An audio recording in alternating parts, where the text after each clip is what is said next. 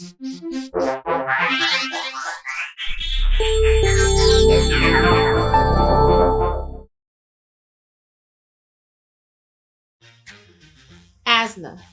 America's School of Nursing and Allied Health. Are you looking for a reputable nursing school that will equip you for the future? ASNAH is the answer. At ASNAH, some of the programs we offer include practical nursing, phlebotomy, nurse aid, medication aid, and home health aid. We also offer CPR classes. We have an ultra modern library that helps make learning fun, a state of the art simulation lab for all of our courses, and a well equipped studio to help reach the community. We have well trained and dedicated instructors who are here to ensure your success. Here are some pictures of our past graduation ceremonies. We believe, we inspire, and we create. This is our mission statement.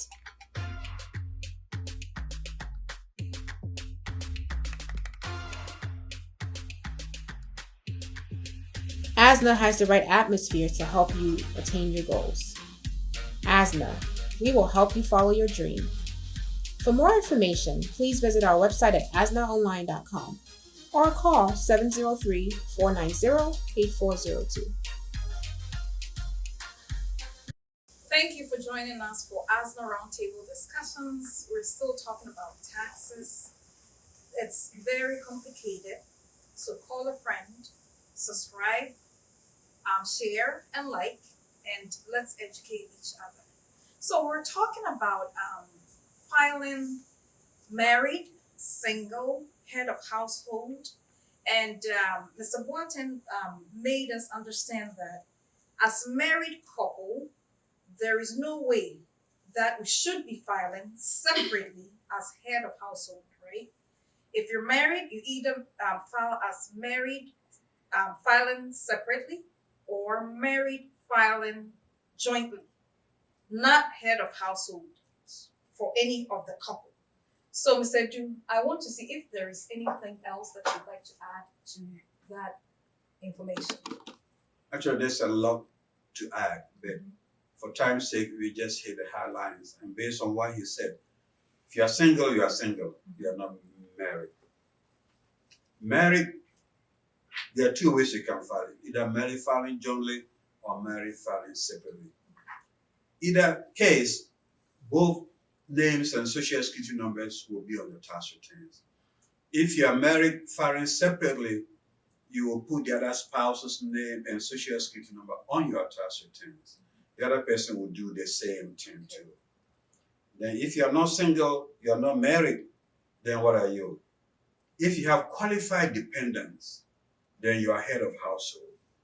The qualified dependents could be either your children or people related to you by blood, including your brothers, your daughters, your sisters, your aunts, and your nieces, and everything. And then somebody that has been given to you as a dependent by law, like an adoption or other means, somebody that has been trusted to you by law. And they have to be United States citizens, yes. Right? They all have to be United States citizens. They have to have social security numbers. And then for them to qualify you as a head of dependent, as head of household, you should have provided half of their support. And half of their support includes food and lodging and clothing and medical bills and all other things. Okay. What happens if you are married and the other spouse dies? Okay. You have 2 years after that to file as a qualified widower. That is another category. There are a few benefits to that, but another category. But most of the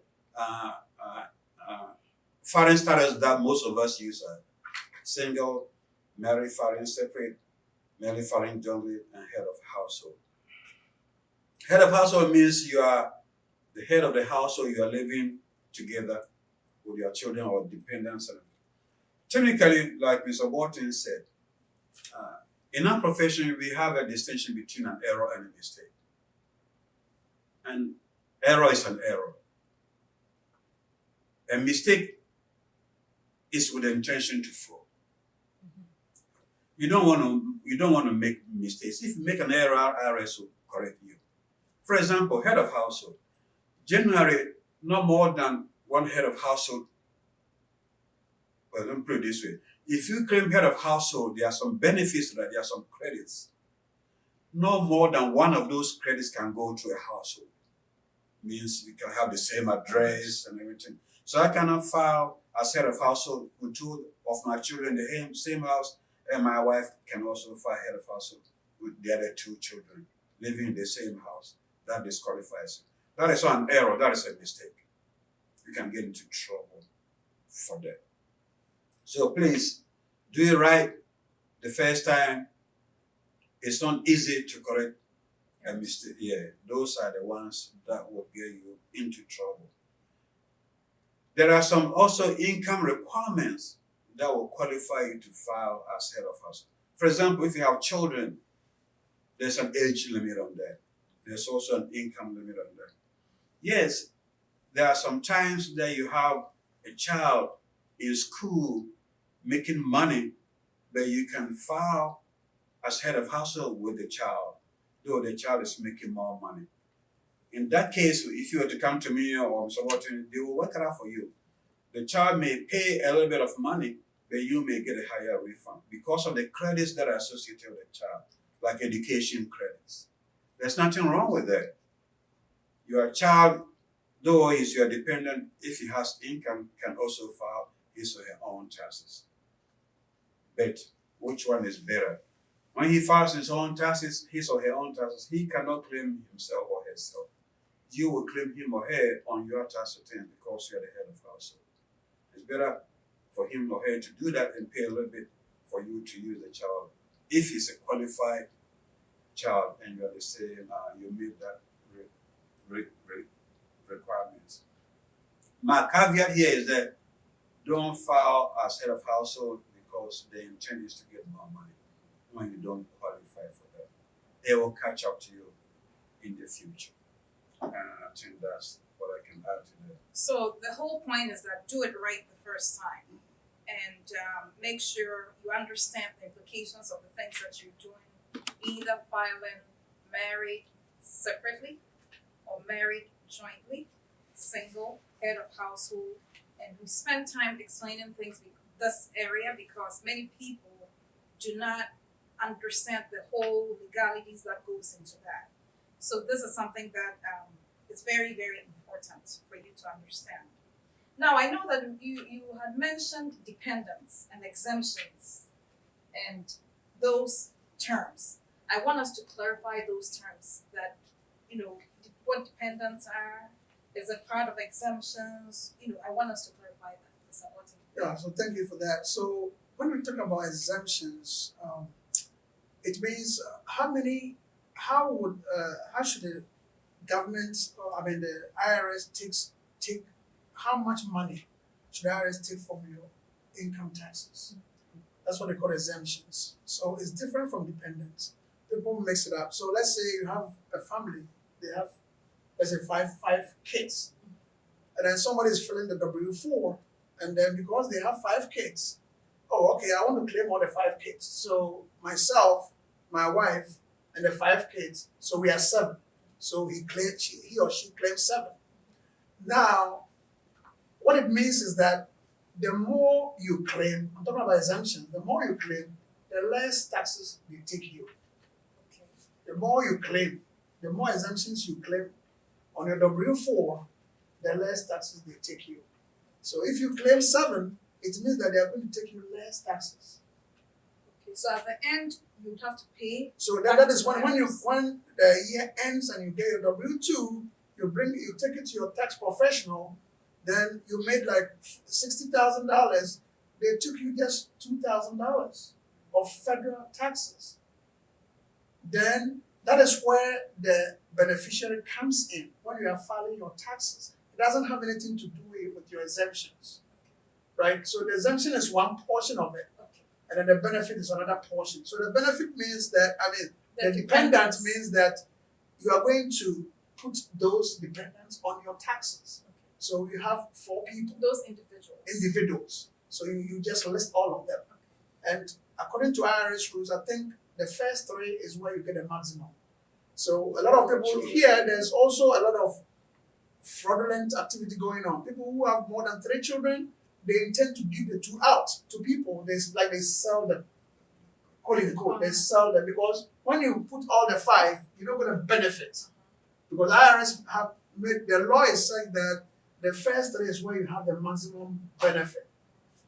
So the 4th, the 5th, the benefit just reduces to almost nothing. People have realized that. So when they have more than 3 children, they will come, oh, can you take one of my children and then file so that you can give me $1,000? Because at the minimum, the government is going to give each child $2,000. So they are going to sell, quote unquote, the children to another taxpayer. IRS is watching that because the children lives with you under this address. You are not giving it to Mr. Kweku who lives in Dumfries or somewhere else to file with that with that child, meaning that that person is the one who is taking care of that child. So these are the areas that people should also know. That whether you have 5, 6, 7, just list them all on your taxes, and that is where the benefit comes in. Now the exemptions is because you claimed 7, they took you less taxes. Now you also have dependents that IRS is going to give you credits, which is what we are talking about, like 2,000 or whatever. So it reduces based on your income. So it may happen that you may pay something or you may get something. So that's why people are confused, like, oh, I have 5 people. Why am I getting a very small refund? Because they don't link the exemptions that they claimed to the dependents. So there are 2 different things over here. I see. So do you have anything to add Yes. to that? Yes, I do. If you look at it in the simplest terms, the exemptions are the ones, as we mentioned earlier, that you put on your W-4 Yes. to tell your employer how much money to be taken out from your salaries. When it comes to the actual filing of your taxes, you list your dependents.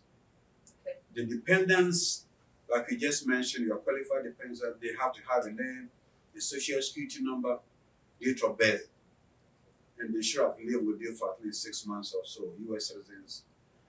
On your exemptions that you tell your employer, you don't put anybody's name on it. You don't put social security numbers. You don't put any names, persons on there.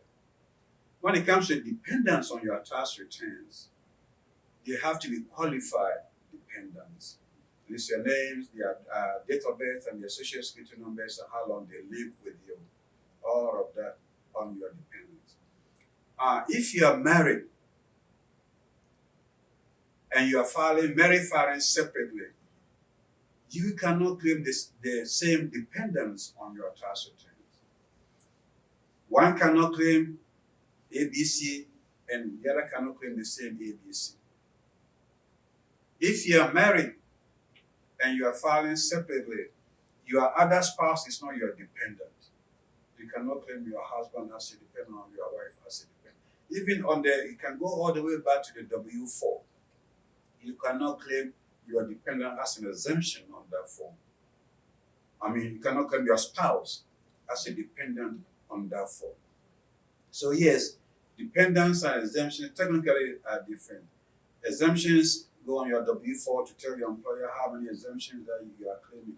And the exemptions on your W-4, the new W-4 does not limit you to just the people that live with you. If you look at the forms, you can also claim exemption for the mortgage interest you paid on your house and all those things. But you cannot claim that on your tax returns. Your tax returns is just your dependents and they have to be qualified. US residents or permanent residents live with you for at least 6 months, or you provide support for them for 6 months. Yes, you can have a dependent that did not live with you, provided that you provided half of the support of that person. And the person that the dependent is living with is not claiming, he has released the person to you. Take an example, you and I have the same mother. My mother lives with you, but I provide more than half of the support for her upkeep. I can claim her as a dependent, though she doesn't live with me, if you release her Excellent. One more thing I want to add, as Mr. Du said, the dependents, if the child turns 16 from birth to 16 is where you can get that 2,000 credit. If the child turns 17, it reduces to 500. I see. Very This is important very point. drastic reduction, and a lot of these people don't understand that because they are getting they have 3 kids, sometimes 6,000, depending on their income. Then they started to turn 17. Then it reduces, then they are confused. So that's one of the things that people out there should take note of. Because I keep telling people, now your child is 16, he's now getting 17. It's going to be dropped. So either you change from your exemption from 1 to 0. That's when you become the bad tax guy. Yeah. Yeah. So people should also want that. Sure. Yes, so that it doesn't become any confusing or something which And as a last estimate, there age limit on claiming children as a dependent on your tax returns. Unless they are in school, let me put it this way. Normally, if a child is 18, you cannot claim the child as a dependent on your tax return unless they are in school. Then the age limit goes up, thanks to Obama. Otherwise, 18, you cannot. But the other dependents, there are no age limit. You can live with your grandmother that is 102 without any age limit. Your niece, your uncles, but children, there's an age limit. 18 unless they are in school. To add to what Mr. Du is saying, the 18, it falls off at 23. Because they know that by 23 they finish college and they go to 18. So after 23, you cannot. The only time you can claim is that if the child lives with you after school, live with you, you support the child more than 50%, as we said, and the child works, but she makes under $6,000, then you can still claim the child. Yes, so that's one of the things that you have to know. So if the child is disabled, but if she makes like 20,000, 25,000, no, you cannot because she's not a student. Now, if the child is a student, because some of our kids go to Nova, college, like they live at home, they work at Home Depot, and then in the evening they go. So they make as much as the mom, 25,000, because they just go in the evening and then they work during the daytime. You can still claim them because they live with you. You provide more than half, and they are less than 23, and they are students. Yes, it's a lot of information to grasp once again. And as I am listening, I'm also digesting the information as well. And I'm attentively listening to all these rules because you won't get anybody to explain it better than what we have done on ASNAH Roundtable discussion. Very great discussions, very important discussions. We'll be right back. Don't go anywhere. America's School of Nursing and Allied Health. Are you looking for a reputable nursing school that will equip you for the future? ASNAH is the answer. At ASNAH, some of the programs we offer include practical nursing, phlebotomy, nurse aid, medication aid, and home health aid. We also offer CPR classes. We have an ultra-modern library that helps make learning fun, a state-of-the-art simulation lab for all of our courses, and a well-equipped studio to help reach the community. We have well-trained and dedicated instructors who are here to ensure your success. Here are some pictures of our past graduation ceremonies. We believe, we inspire, and recreate. This is our mission statement.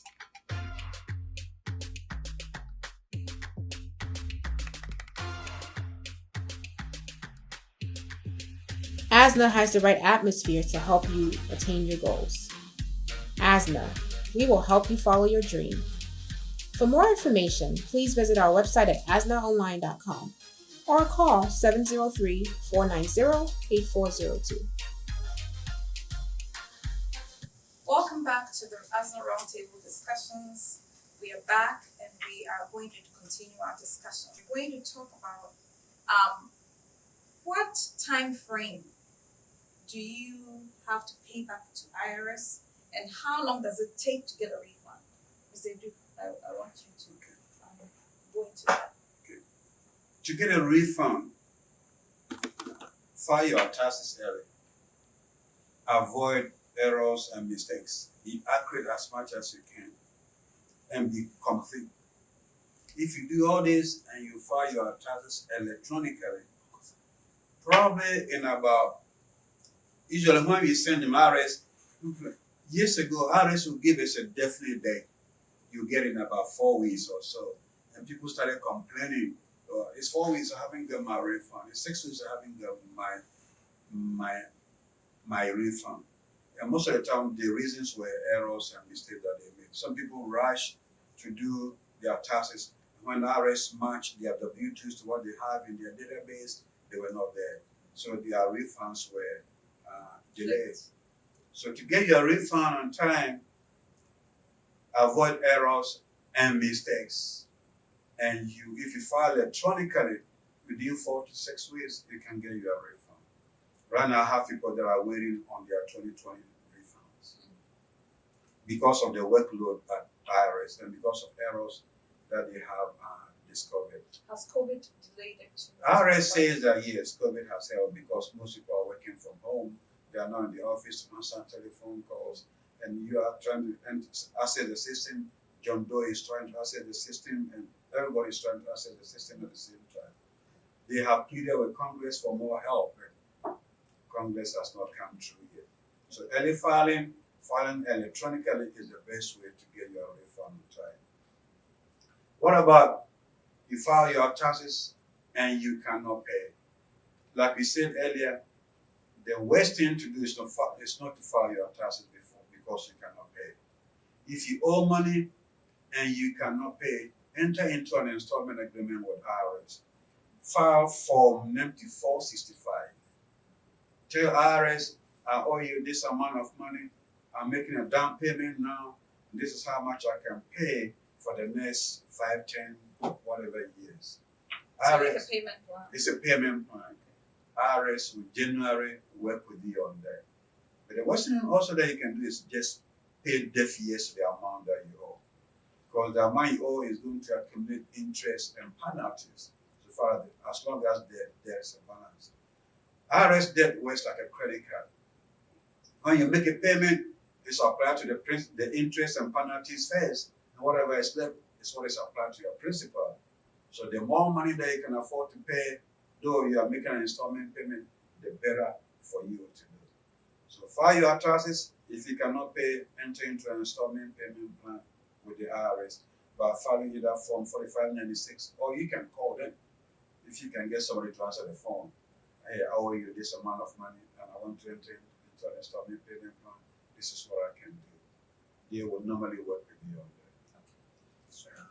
Yeah, so to add to what Mr. Due is saying, you can also go to Google and then type, where is my refund? And then you go to IRS and then you put in your information and it's going to tell you if you already filed electronically where it is. They're going to just give information over there. So that's another avenue you can check. But generally, IRS says that within 21 days after filing electronically, you can call them. Oh, wow. Yes, so if it's not 21 days, don't bother yourself because they are saying that normally pre-COVID, within 14 days, you've gotten your refund. But because of COVID, it's more than the 14 days now. But then after 21 days, you have everyone. But if you call, it's automated system. You don't get to call. You put in your social security and other stuff, and then they're going to tell you where it is. It's still being processed. Yeah, so it's one avenue over there to call or go online. Just go to Google, where is my refund? You can do the same thing for the states. So you type in, where is my refund? And then it will just, IRS website will come and make sure it's IRS.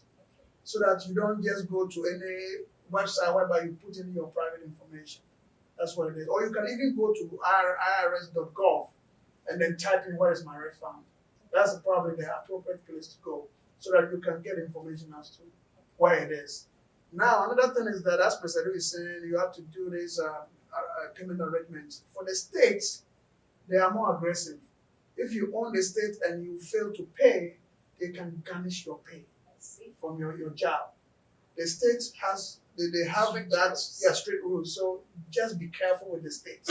IRS don't go that far because what happens is that IRS, if you own and it comes to the time of retirement, they will take the money from your retirement every month. If you just delay. I have a client, he I just filed the taxes last year and then I think he started owing from 2012. And then he just paid, deaf years to that. The mail IRS was mailing, he was ignoring. So one time she came to me and then brought all the paperwork together. It was getting to almost about 50,000. Could you believe that? When it started, it was like almost like 12,000. Then the next one 6,000. So, but then How's that? interest and penalties was amounting to almost about $15,000 within about a span of 6 years. Wow. And now she realizes that she needs to pay. So now she has to get a She has to get a payment plan. And what she is proposing IRS is even refusing because she wants to pay like $200 for a 50,000 debt. IRS say no. The minimum is like 500 or whatever. That is not registered with IRS now. So don't wait. If you own, you will they're not going to write. You can't file bankruptcy with taxes. It's no. So please make an arrangement to pay. And the last thing I'll add to this, sometimes you get a telephone call from these people that, hey, you owe RS some this money and you're going to Yes, do I've that. gotten that before. Yeah, RS will never call you. Yes. RS will always write, they will never call you. If you get those calls, please forget it. Or if you want They're to, scammers. the scammers, you can report it to the IRS. Another thing too, if you own that, especially if you're in business and you find out that you owe a lot of money and you cannot pay, IRS has something called offer in compromise. Okay. You hear all these people, you can call 800 number, you do this. You can do that yourself or go to somebody, a professional can help you. It's called an offer in compromise. I owe $50,000. I cannot pay. I can pay only $10,000. And if that $10,000, I want to pay $150 a month. If you make an effort and you are able to prove that you don't have the money or your assets, your bank statement, and everything, IRS will always work with you. So just don't sit on the fact that, hey, they will forget me. Okay. Yeah. If you owe IRS and you go to outside the country, when you come back, it may be a problem. Wow. Your benefits can also be, like you said, Garnished. will be garnished. Two things we don't play with IRS. You don't play in this earth that we live on. Somebody said, death and IRS. You don't play with it. It's jokingly said, but it's true. IRS, if you can see what they did, Red Fox, the guy that was Sanford and Sons, and all these movie people, don't play with the money that you owe IRS. Make an effort to pay, call them, enter an installment payment plan, and if none of those ways, do an offer in compromise. And work with the IRS on that. I don't work for them, I'm just preaching the gospel. So don't play with Uncle Sam. Yes. IRS, Internal Revenue Service, they are in charge of taxes. If you play with them, if you don't pay your taxes, they would take over everything you have in a nutshell. So, gentlemen, I would like to ask if there's any advice in general that you'd like to give our viewers, and then we are going to wrap up to finish the program. So, Mr. Watson, any general advice? Yeah, thank you, Mrs. AC, and for the opportunity to be here to educate people out there about taxes. I believe this is not going to be the last one. This is the first that we've started. So what I want to talk about today is about tax planning. We talk about so many issues, and when you do a very good planning, you avoid being in that situation that we just described, like owing IRS and all those things. So I always, advise people to always go to their tax professionals to help them in the tax plan. What do we mean by tax planning? For instance, people want to take money from their IRA 403B, 401k, those monies has not been taxed, as we know. And that's what we call it deferred compensation programs. Like, so it's what we call a pre-tax. So anytime you get your paycheck and you see that you have 403B or 401k, the money that is taken from your salary is not taxed. They will take the money before you are taxed. That's why it's called pre-taxed. So they keep it somewhere for That's you. another lesson. Yes, altogether. They keep it for you, and then when you are 59 and a half, then you don't incur any penalty. If you want to take that money, you can, but you incur a penalty and you pay the taxes, associated taxes, both state and federal. So why I'm saying so is that a lot of people that I've come into contact with, sometimes they bring their tax papers and then they have taken 50,000, 80,000 from their 401ks. That sometimes they take the taxes, sometimes they don't. Even if they take the taxes, don't forget it's a source of income. So you are going to add it to your W-2 income. It puts you in a higher tax bracket. So you're going, despite the fact that you've paid, you are now in a higher tax bracket. So sometimes it doesn't even offset what you have even paid for that amount that you took from your 401k. So please always go to your tax professionals for advice if you want to take money, if you want to buy a house, if you want to do anything, so that they can advise you on what to do. Don't take it upon yourself and do it and then come back. And then by the time you come back, you are in a worse situation. So that's what I have to say about that. Thank you very much. That's a good advice. Mr. Adu, your last words. Yeah. First, I want to thank you for the opportunity for me to talk about something I'm very, very passionate about. Sure. And I wish we have more time to talk about more things in details. We will have more time. But my only advice to you on the listening world is that, number one, don't try to avoid paying taxes. What you want to do is to minimize your taxes. Don't try to avoid it entirely. Everybody has to pay taxes. But you want to minimize it to the least amount that you are legally required to pay. Avoid errors and mistakes on your tax returns. Don't compare your refunds to that of your friend. That's what gets us into trouble.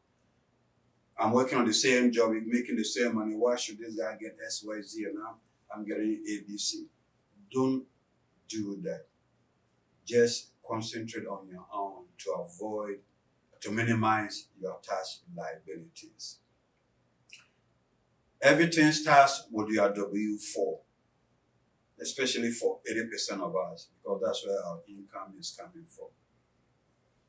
Don't claim some exemptions that you are not entitled to. Don't claim dependence on your tax returns that you incur. All this may get you into trouble. And remember that if you get into trouble with IRS,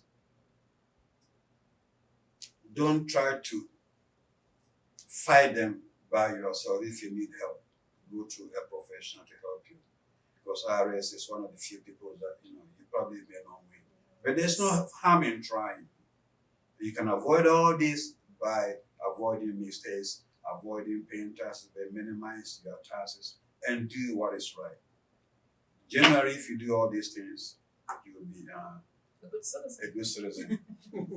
That's it. Thank you so much. And before we go, I'd like you to tell us where, if we're looking for you, we can find you. So, Mr. Watson, tell us where you are. Yes, so currently my address is where you can find me. That's where I'm operating my business. 5465 Loggerhead Place, Woodbridge, Virginia 22193. Again, 5465 Loggerhead Place, Woodbridge, Virginia. The zip code is 22193. And you can also get me on my phone 703 973 7289. 703 973 7289. You can also go to our website www.premiumtaxfinancials.com. www.premiumtaxfinancials.com. Thank you. So tell us where we can find you if we're looking for you. Edu and Associates, we are located at 6911 Richmond Highway in Alexandria, room 300, Alexandria, Virginia, 300. And you can also reach us at 703-765-4926. If you also go to the IRS website and Google tax repairers in in Alexandria, you see our information down there too. It's one of the places that you can find us. Thank you all so much for joining us on this discussion. It's been very beneficial. I have learned a lot, and I'm sure our viewers will learn a lot. But before you go, don't forget to subscribe, share, and like our page. And we promise you that we'll always bring you the best. This is ASNAH Roundtable Discussion. We are here to serve you, to educate and empower the community.